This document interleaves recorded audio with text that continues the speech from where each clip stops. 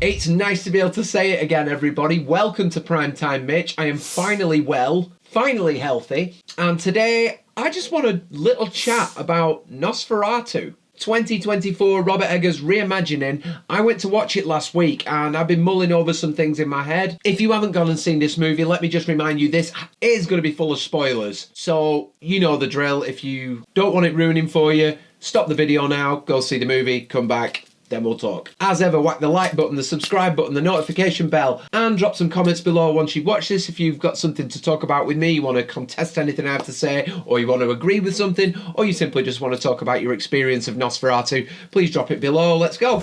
Okay, so my first experience with the original Nosferatu in 1922 was back when I was around 16 or 17. So I made a point of revisiting it a couple of months ago when I knew this movie was coming out. I'm a big fan of old classic movies, as you might already be aware if you've seen any of my Class 6 content before this. And I am also a fan of the original Nosferatu. What I will say first of all is I'm not a huge vampire movie fan. I like Lost Boys, I like the variations of Dracula over the years, and it's not something that's lost on me.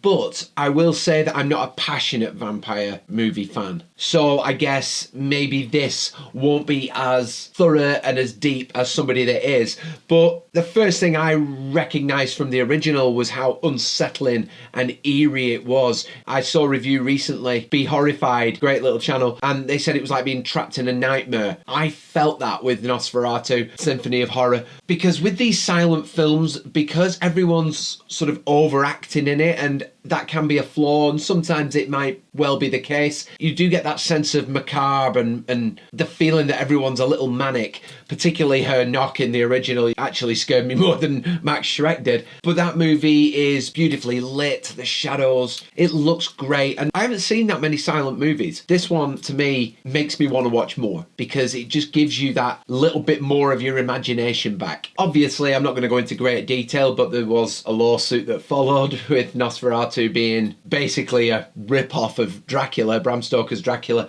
and we almost never saw it ever again, and thankfully we have this movie preserved forever now, which is a wonderful thing, and it's a great take. Count Orlok to me was terrifying to look at. It's the unnatural head shape, the wide, permanently terrifying eyes, and the teeth very different to what you expect from Dracula. They're both at the front, they're jutting out, they're right there in front of you. This isn't something that's hidden. You can see already that this guy has something horrifyingly sinister behind him. So with that in mind, when I heard about this, I was curious, because this is a long gap between movies. Now, I know we got Nosferatu the Vampire, the Werner Herzog adaptation, which actually isn't quite as terrifying as the original, because they do focus on how tragic Count Orlok, or Count Dracula as he is in that movie, appears, and how he's a tortured soul that can't die, and you almost feel sympathy for him. That sort of takes away a little bit of the horror, even though it is very well played by 𝐒𝐿𝐷𝐄 Kinski, and it looks beautiful. Just a little word on that particular movie, because I always feel like anything between Nosferatu 22 and Nosferatu 24 sort of get a little bit forgotten. I do recommend watching Nosferatu the Vampire, the 1979 movie. It does look sort of like a Jane Austen novel at the beginning. It's less grimy, and in that movie they actually go for the turn rather than death in terms of the character of Jonathan, aka Thomas. But it's worth watching because there are a lot of similarities between that one, the 1979 one, and the one I've just been to watch,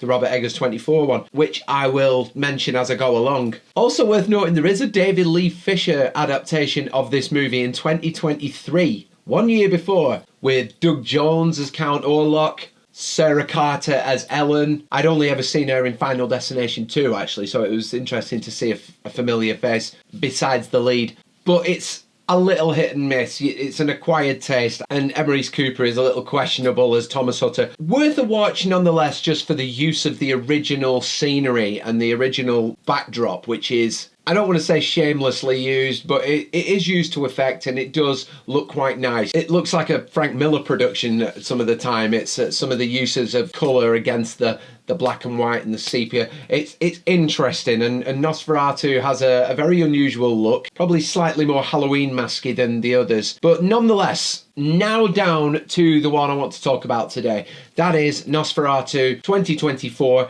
and I went into this movie trying not to compare it to the original, because there's such a gap, and it is going to be such a different movie to the silent one that I wanted to sort of go in with an open mind and watch it as a brand new movie, a brand new take on it, a brand new retelling. Unfortunately, when it starts and you see the story developing in the same way with the same scenes recreated, it is hard not to put the two together. And I kind of decided upon comparing the two experiences rather than the two movies, and my thoughts on how each movie deals with aspects of this story. It's hard not to compare. It's called Nosferatu, it follows the same structure and the same story, so apologies, but that's kind of how I watched it, and I didn't want to, but I did. So now, I'm not surprised this movie has a ton of fans, because for a start, it looks absolutely glorious. If we're going to go on the positives, it is absolutely stunning to look at. The cinematography is a joy. You got Jaron Blash that worked on The Lighthouse and The Witch, The Northman, all Robert Eggers. So obviously he was going to bring the same quality of production to this, and it really lends well to the theme and to the Nosferatu story, and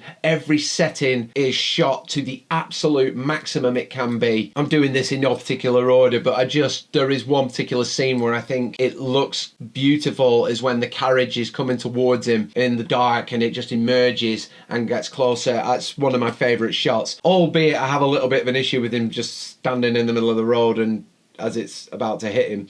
But I guess if he was spellbound or in some sort of trance with it, which it seems to be when he just walks into the carriage and it opens up for him. So we'll take away that gripe and just look at how beautiful it looks. There's so many shots where it looks stunning, and you've got some of the best makeup artists involved in this as well for some lovely practical effects. The sets as well, you're looking at a big degree of authenticity with the castle located in Transylvania, and I believe it's a castle where Vlad the Impaler himself was imprisoned briefly, so that is commendable in itself. That was the exteriors. The actual interior shots of the castle were filmed in the same location as Nosferatu the Vampire from 1979. So there's some nice connections in there, and visually I cannot fault it. It is fabulous.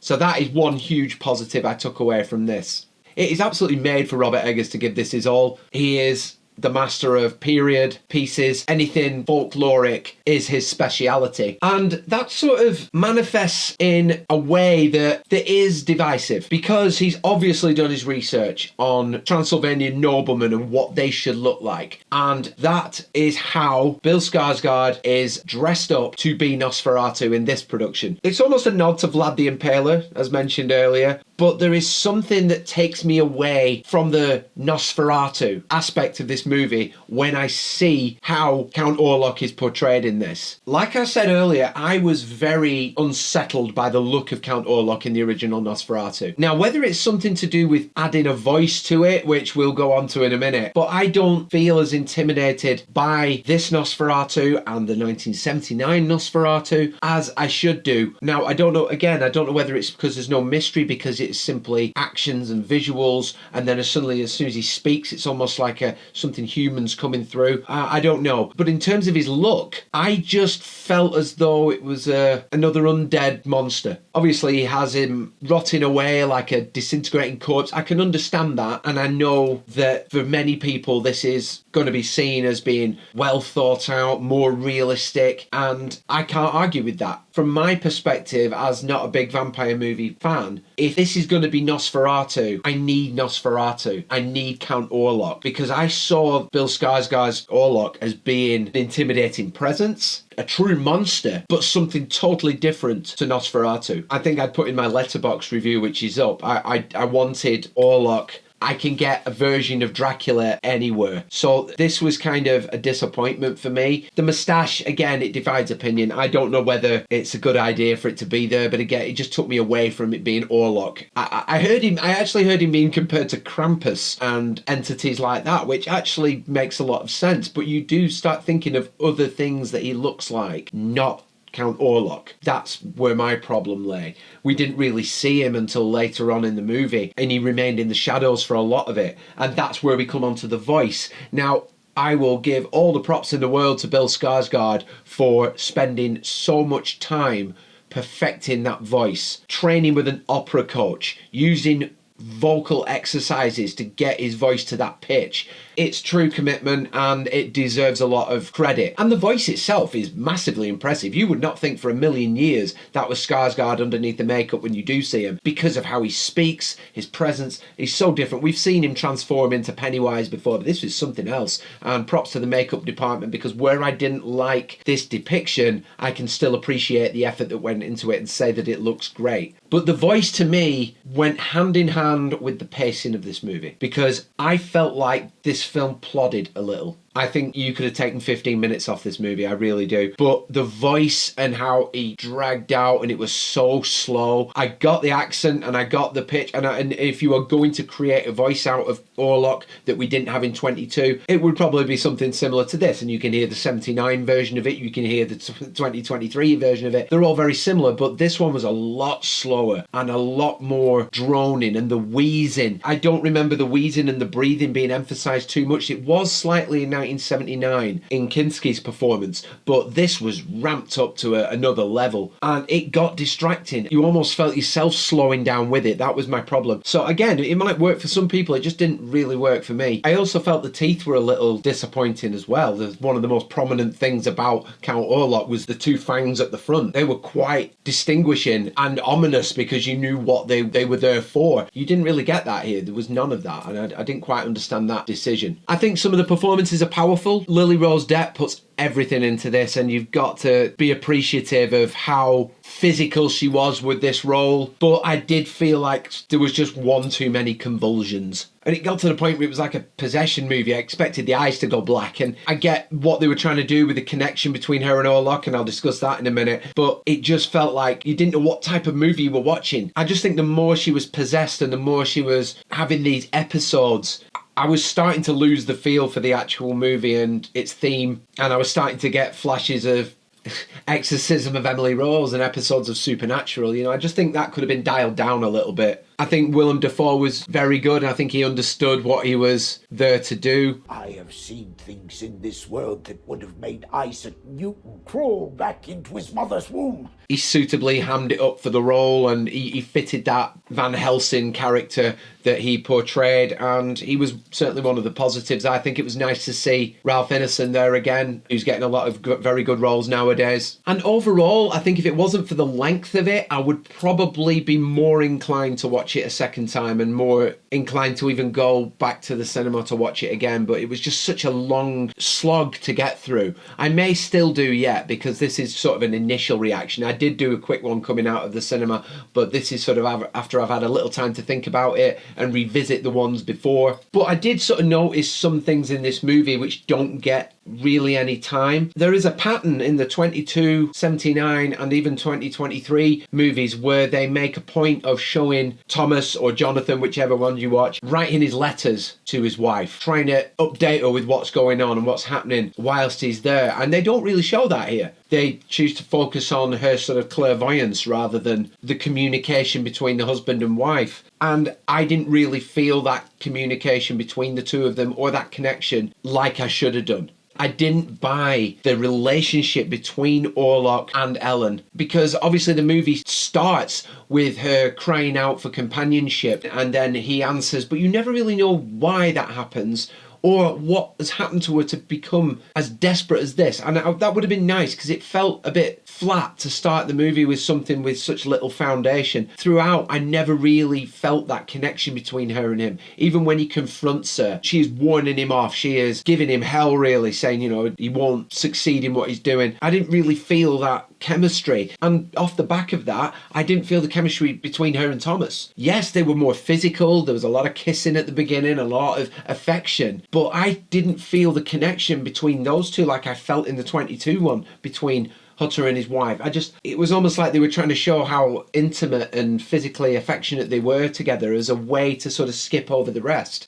Because later on, you see sort of a real weakness in Thomas, and she is belittling him towards the end. She is saying, you'll never be able to give me as much pleasure as he can, which, again, there was no foundation for that, other than a few dreamlike situations and a few possession scenes. And even when they're going for it in that moment, after she's belittled him, which I couldn't really relate to that. There was nothing there between the two of them. I didn't feel that tragic separation between those two characters like I should have done. One thing I will say is Isabella Gianni's performance in 1979 as Ellen, or Lucy as she is in that movie, is very similar to Lily Rose Depp's performance. They have that clairvoyance and that connection. It's just not as dramatized, it's not as physical, and it's not as erotic either. I feel like Nicholas Hoult put in a decent performance. I think his best scenes were how fearful he was of Orlok when he was in the castle. He genuinely looked absolutely terrified by being there, and any movement or motion made by Orlok towards him was met with trembling fear. He played that very, very well. I was disappointed they didn't include the thumb sucking scene. They kind of glossed over that. I thought that was one of the more chilling moments in the original because of how weird and random it would be to have somebody who's invited you into their house to then go and sort of physically invade you like that. I thought that was chilling. I was disappointed not to see that. I also was not a great big fan of him attacking Orlok in the crypt. I thought it was enough just to see the guy lying there. If you wanted to maybe ramp it up a little bit in a modern way, maybe could have had maggots crawling all over him or something else, but to actually suddenly then pluck up the courage to assault him with the axe and then for him to grab him and stand up, it was all too action based when really it should have been about fear and the unnatural tension in that scene that we didn't get. I quite liked in the original movie and the ones that followed just seeing him through the crack in the coffin lid, or realizing that this guy is not human. I think that was a little over the top, and that's really the first reveal you get of Skarsgård's Orlok, which feels a little Grendel-like to me. So again, I was not as drawn in by this as a Nosferatu movie. I think if I'd have gone in and this was a new vampire movie and maybe an adaptation of the Dracula story, different kind of thing, but because it carries the title of Nosferatu, because you see so many references to it and the structure and the story is the same, it's hard, it's very difficult to avoid comparing the two, like I said earlier. The titles are nice, the look's fantastic, the music, the score is very nice throughout. The plague scenes are fantastic as well, I will give them that. That was one of the more unsettling things in the original, was just how much misery was brought to the town as soon as Orlok steps off the ship. Although I did really wish we'd seen him carry the coffin off the boat. I like that scene as well, which that wasn't included in this. So yeah, overall Nosferatu isn't one I would really want to revisit. I appreciate the effort that went into it. I appreciate the visuals, and I appreciate the level of commitment from the actors and the production. It's just, as a story for me and from what I want from Nosferatu, it didn't give me that. I do have an interest in vampire lore and the movies that have explored that, but it's not something that grips me. I'm not desperate to go out and see the next vampire movie that comes out. That's my take on Nosferatu 2024. I don't know what you guys think. You probably don't agree with me, or a lot of you won't agree with me. It's just preference at the end of the day. It's just opinion, just like any other video I make, and if we all had the same opinion, YouTube would be pretty damn boring. So that's my take on it. I'm happy to discuss things with people that did enjoy it, and maybe we might find some common ground, and I might want to go back and look for things that you point out to me. If so, please drop them in the comments below. Thank you so much for watching this video and supporting my channel. If you do enjoy what I do and you haven't yet, please subscribe down below. Got some goals this year I want to hit, and I'm late starting, but I'm really happy to be back on. Leave a like, share about, and I will see you next time. Thanks guys, this has been Mitch Cassidy from Primetime Mitch.